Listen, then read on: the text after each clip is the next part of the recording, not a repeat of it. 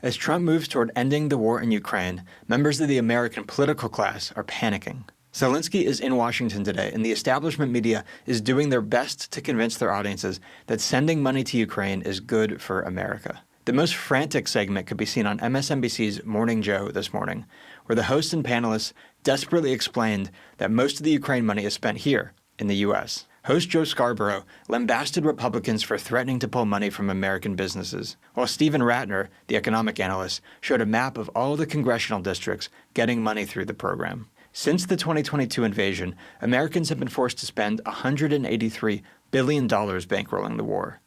It is true that much of that money has gone to American weapons companies, but it is not true that that's good for the American economy. The people making this argument are committing one of the oldest, most pervasive economic fallacies, the broken window fallacy. Basically, they're observing all the money flowing to domestic weapons companies and their subcontractors, and concluding that, because the money is making that small subset of Americans better off, we as a country are getting richer. What they are not observing, however, is the other side of that transfer, because it's Americans who are the ones forced to pay that money. Our government's Ukraine spending is transferring tens of billions of dollars from most Americans to a few corporations. People like Scarborough ignore that, point to all the revenue those corporations gain, and celebrate it as a win for the country, because the executives and workers at those companies can now spend more than they could have without the program, further boosting the economy. But what goes unseen is the far greater level of economic activity that would have occurred had the American public not been forced to shell out the tens of billions of dollars in the first place. That is the true cost of this program.